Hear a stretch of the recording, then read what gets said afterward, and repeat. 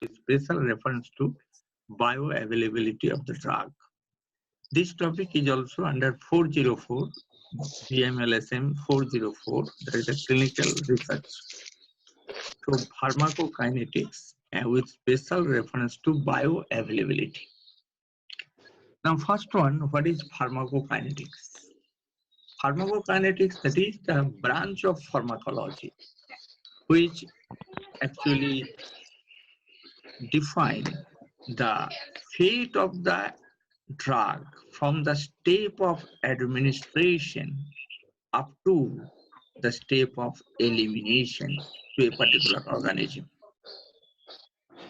I repeat it, pharmacokinetics, it is also the branch of pharmacology which deals about the fate of the drug from the step of administration up to the step of elimination from a particular organism. So pharmacokinetics is actually focus that how the organism affected drug. And the another side of this coin of the pharmacokinetics, other side of the coin, if the one side is the pharmacokinetics, then the other side is pharmacodynamics. Pharmacodynamics, that is the study how the drug affects the organism. So try to clear it. Pharmacokinetics, that actually focus how organism affects the drug, how organism affects the drug. And pharmacodynamics, that actually focus that how the drug affects the organism. We only concentrate on pharmacokinetics, that is how the organism affects the drug. Now, if we study it from the step of administration, you know that there are several routes of the drug administration. There is the oral route of the drug administration, intraperitoneal route of drug administration, subcutaneous route of drug administration, intramuscular route of drug administration, and intravenous route of drug administration. So these are the major route of the drug administration. Oral route, I repeat it, oral route, intraperitoneal route, subcutaneous or SC route, and intramuscular route, IM route, and IV, that is the intravenous. So the pharmacokinetics is studied from the drug of from the administration, from the stage of administration.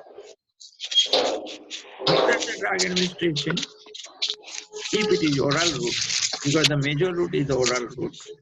So if we consider the first step, that is the drug administration through oral route, then the second step would be the absorption from the intestine. Absorption of the drug from the intestine, which is known as the second step. And the third step, that is the biotransformation of the drug in the liver, mainly liver, and to some extent in the intestinal epithelial cell. That is the biotransformation. And in this biotransformation stage, the active form of the drug is generated. Now, what is the fourth step of the pharmacokinetics? That is the transportation of the drug through the bloodstream.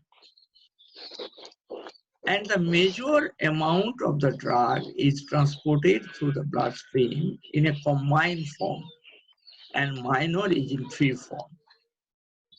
The combined form is the conjugation of the drug with plasma albumin. Thereby, the plasma albumin is the protein which is the major transportable form of the drug. And the minimum form is remaining the free form of the drug, that is unbound form. And this unbound form of the drug is mainly responsible to execute its function on the target organ. And the next step, that is the bioavailability. Bioavailability, that means what percentage of the administered drug is execute its function on the target organ through receptor. And these drug receptors are actually known as, these are the orphan receptors. What is orphan receptor? Orphan receptor, that means receptors which are distributed along the different parts of the target cell. Though their conjugate molecule or binding molecule are not always present in the bloodstream. As for hormone receptor, you know that hormones are present in the bloodstream, and thereby the receptor can be able to bind with the hormone and form hormone receptor function.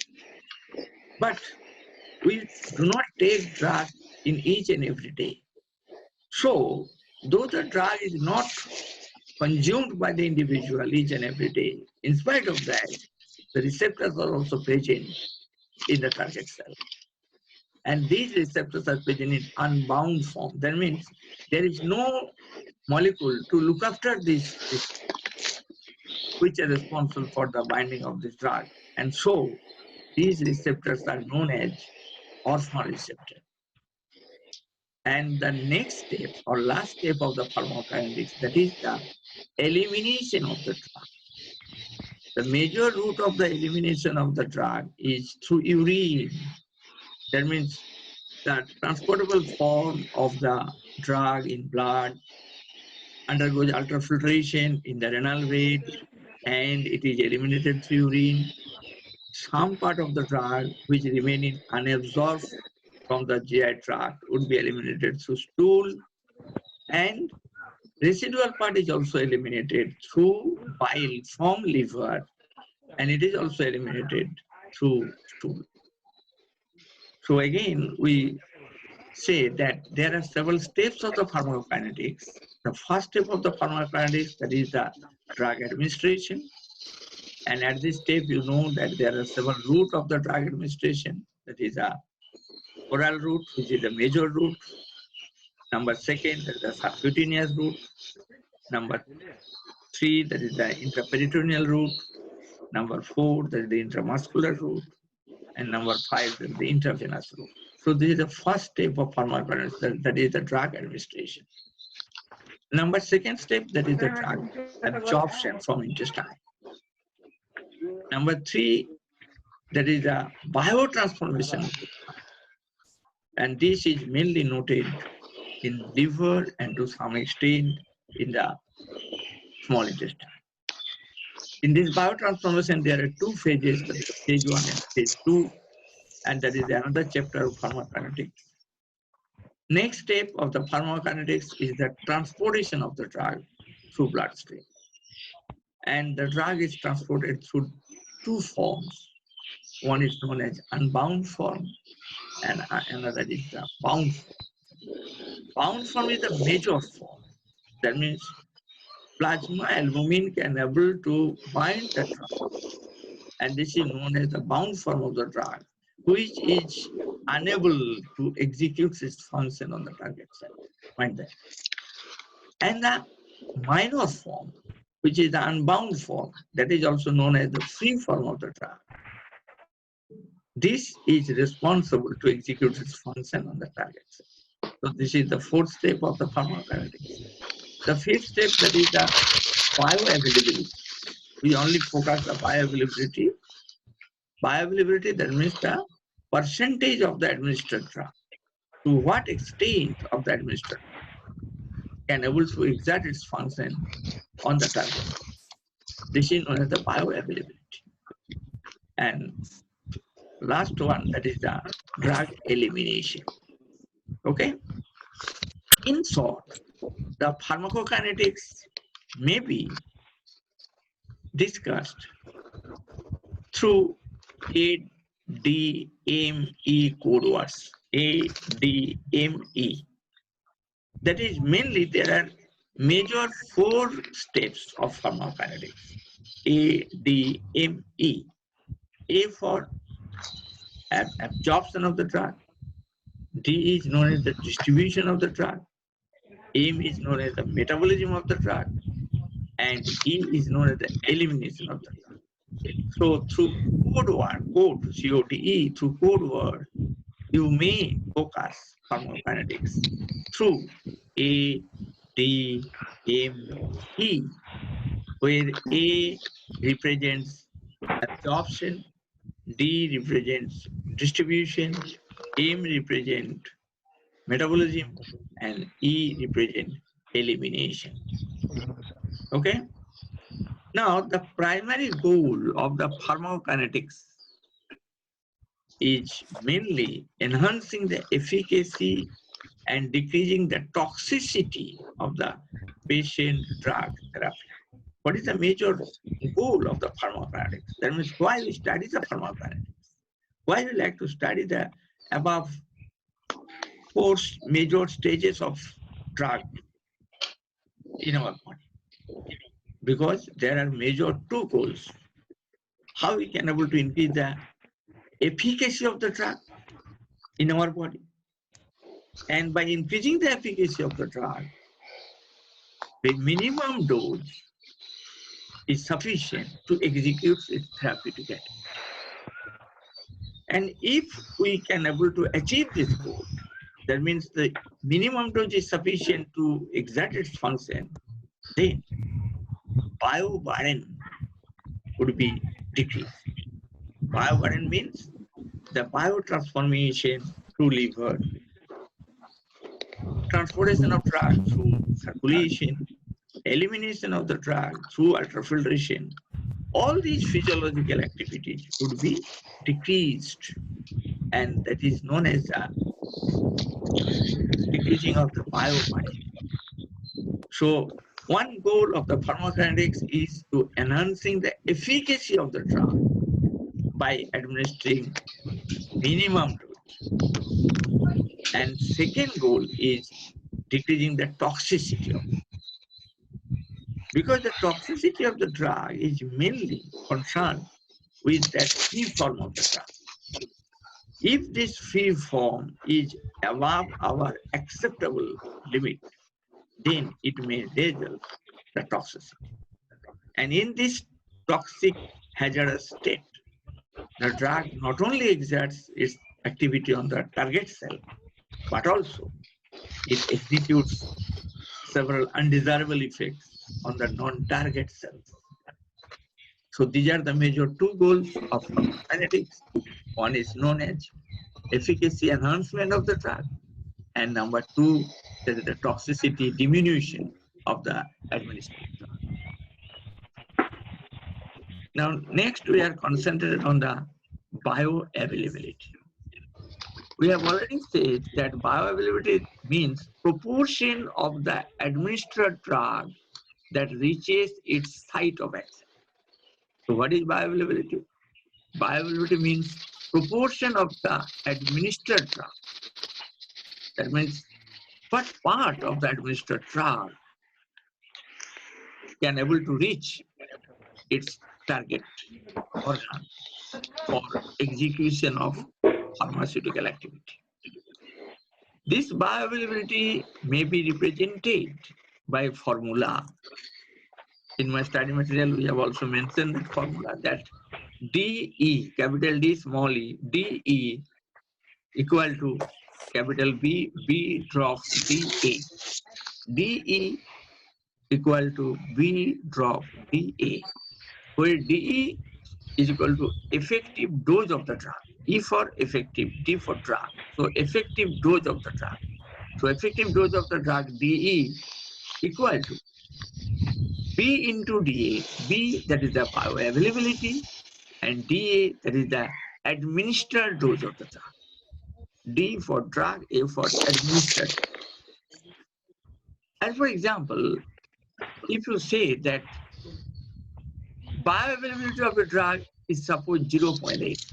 Suppose X is the drug, its bioavailability 0.8 or 80%. 0.8, that is the 80%.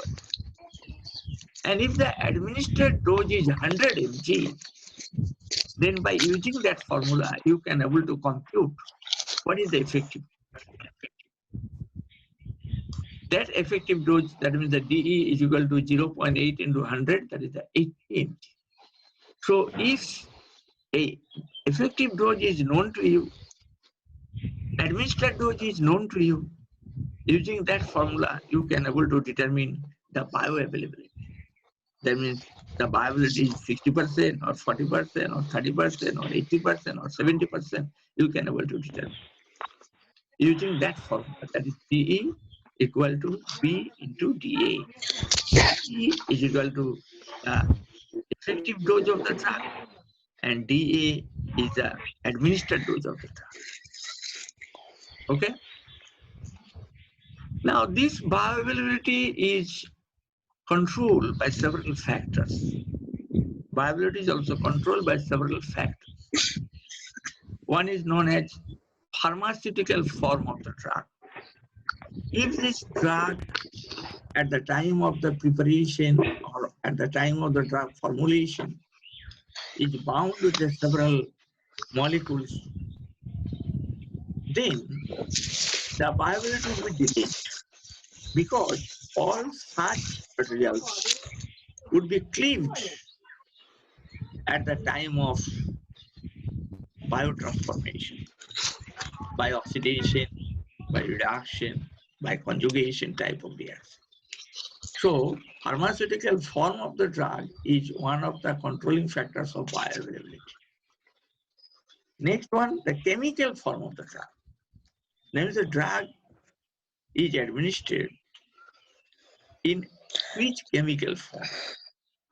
If it is inactive form, then its activation is required at the phase of biotransformation, and thereby the bioavailability would be delayed or bioavailability would be decreased.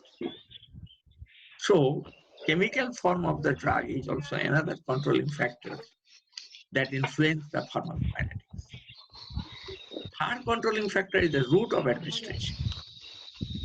The intravenous route, if we administer the drug through venous route, intravenous route, am I clear?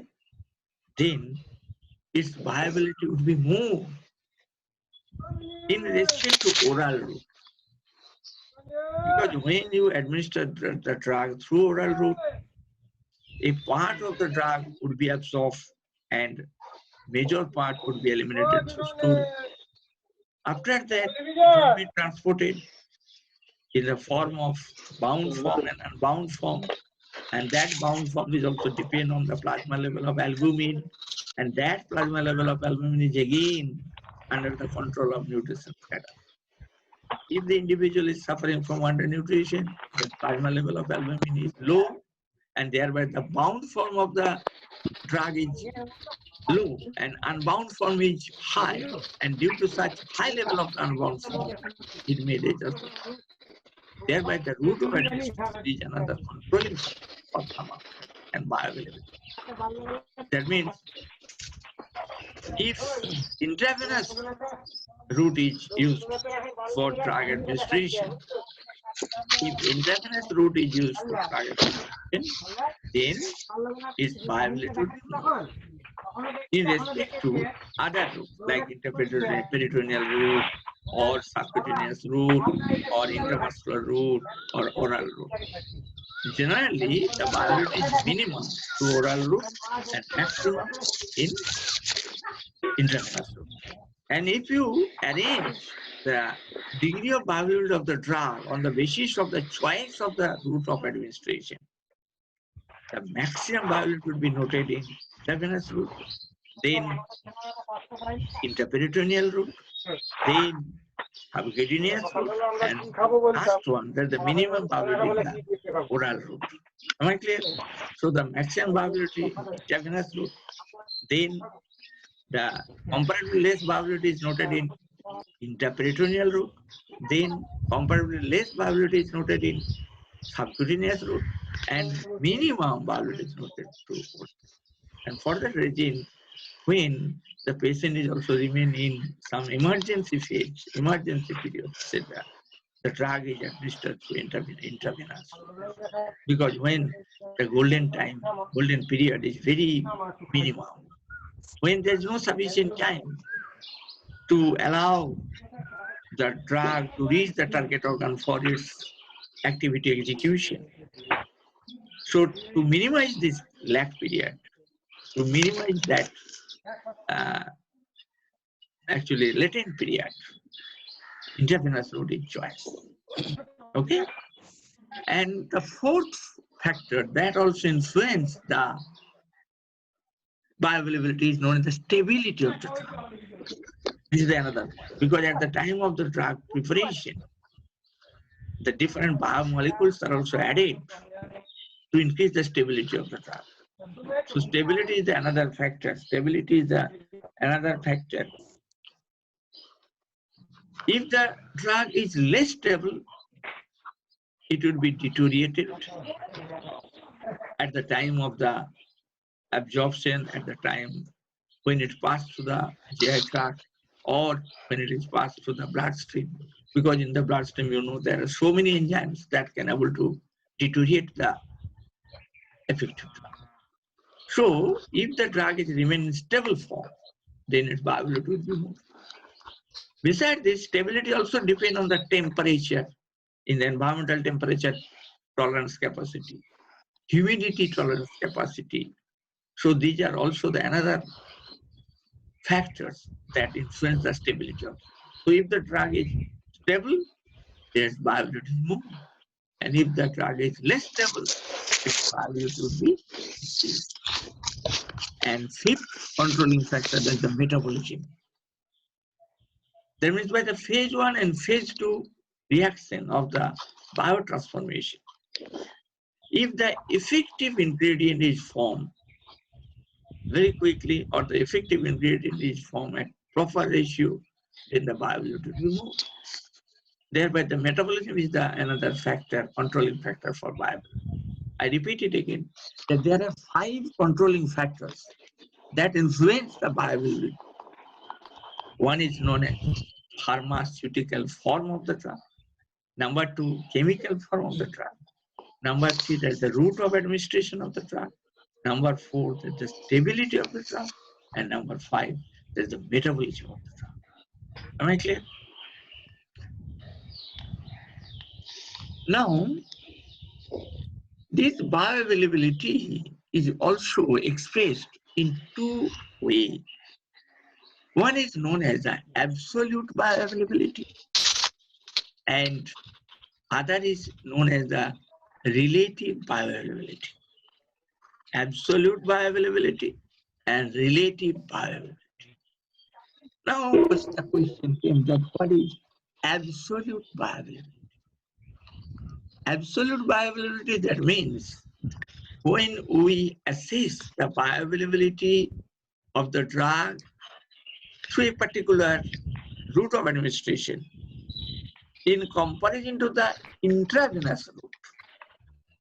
So when we compare the bioavailability of a particular drug through oral route or through subcutaneous route or through intraperitoneal route in comparison to the intravenous route of administration, then this ratio is considered as absolute bioavailability. So if the question is coming that what do you mean by absolute bioavailability? Absolute bioavailability means when we compare the bioavailability of a particular drug through a particular method in comparison to the intravenous route of drug administration, then it is known as the absolute bioavailability. Okay? And this absolute bioavailability, or BA, B for bioavailability, A for absolute, BA, may be computed by the formula like ABC, that is the drug, of P, suppose the interperitoneal route, divided by ABC, that is the drug, through IV, intravenous route, into dose of IV divided by dose of A2. So with the help of this formula that I've already mentioned in my study material, you can able to calculate what is the absolute bioavailability. If the value is given in the question that this is the dose of interperitoneal route. This is the dose of peritoneal route. This is the dose of transportation level through the interperitoneal route to the intravenous route. Using these four values, you can able to assess the absolute bioavailability. Okay? Now, another question, there is the relative bioavailability. What is the relative bioavailability? Relative bioavailability, that means in respect to any other. That's the relative. Suppose when you consider that this student is good, this statement is given in comparison to the other student. Okay, so that is the relative. Relative, that means when bioavailability of a particular drug which is administered through a particular route compared to a standard route, standard value, compared to a standard value, then this is known as a relative bioavailability. So when the standard value of bioavailability of a particular drug is given to you, and if you choose the route of administration of the drug through interperitoneal route or through subcutaneous route, then when you compare the bioavailability of the drug through your route of administration in comparison to the standard value, then it is known as relative bioavailability or BR. Am I clear? Generally, the pharmaceutical industries at the time of drug formulation assess the absolute viability at first, because absolute viability is compared with the intravenous injection. And we have already mentioned that viability is maximum when the drug is administered through intravenous. So when we compare the viability of the drug through any route in compared to the route where the viability is maximum, then this is known as the absolute bioavailability. And by such computation, you can able to assess the drug efficacy as well as whether there is any probability of the drug. Okay, so there is the two form of the drug. Generally, bioavailability through the intravenous route is considered at 100%, or it is known as bioavailability 1. So bioavailability 1, that which value is bioavailability 1? When the drug is administered through intravenous route, then its bioavailability is considered as 1 or 100%. But any other route, like the interperitoneal route or subcutaneous route, the bioavailability is less than 1. That is maybe 0.9, that's the 90%, 0.8, that is 80%, 0.7, 70%, and so on. Am I clear? So if the question is coming that which route of drug administration has maximum bioavailability, that is intravenous route, and what is its value? Is the bioavailability 1 or 100%? Am I clear? And on the basis of that, you can able to use the efficacy of the route of drug administration. That is the oral route is sufficient for the efficacy of this drug, or interperitoneal route is sufficient for the execution of the efficacy of the drug. So on the basis of the calculation of the absolute bioavailability and the relative bioavailability, the route of administration is selected. Okay? Sometimes some drugs are also destroyed through oral route, because there are so many enzymes which are present in our GI tract that can able to destroy it. And in that case, bioavailability is the minimum. So in such drug, we also administer through subcutaneous injection or interperitoneal injection, etc. Okay. So there is only three minutes more. I have already mentioned that different points of the pharmacokinetics with special reference to bioavailability. I mentioned that what is pharmacokinetics, what are the different steps of the pharmacokinetics, what are the controlling factors that influence the bioavailability of the drug, and what are the different types of the bioavailability, the absolute bioavailability and the relative bioavailability, and how you can able to compute the availability, that is the bioavailability of the drug with the help of dose of administration and dose of efficacy. Okay, effective dose of the drug and the administered dose of the. So is there any question on the pharmacokinetics? You may ask any question on the pharmacokinetics. Have you any query? Sir কোন ড্রাগের কি বায়োঅ্যাবিলিটি 100% হতে পারে? হ্যাঁ, যদি intravenous বললাম, if you administer the drug through intravenous route, then its viability is 1 or 100%. And this is considered, this is the use for comparison. Am I clear? For absolute viability. যে কোনো একটা drug, any drug which is administered through intravenous route, then its viability is considered as 100%. Am I clear? আর sir ওই relative bioavailability ওটা কিসের relative, ওটা একটু আরেকবার বলে দেবেন? There is a standard value of viability of the each and every drug. At the time of drug formulation, this standard value is given. Suppose the standard value of X drug or hydroxychloroquine, suppose hydroxychloroquine which is used in that corona or COVID-19, okay? Suppose the standard value of COVID-19 is 0.8. So this is the standard value. And if we consume this drug through oral route of a particular patient, and if we measure its bioavailability in comparison to the standard value, then it is referred as the relative viability. Okay? So when you assess the bioavailability of your drug in comparison to the standard value, then it is as relative viability. The standard value is given by the pharmaceutical agents. Any more?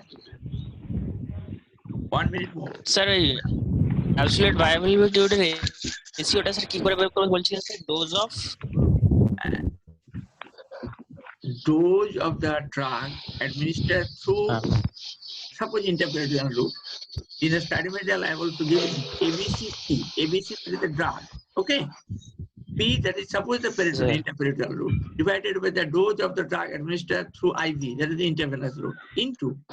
Am I clear? Divided by DIV divided by DP. Okay. Yes. These four values you can able to assess the absolute viability. Yes.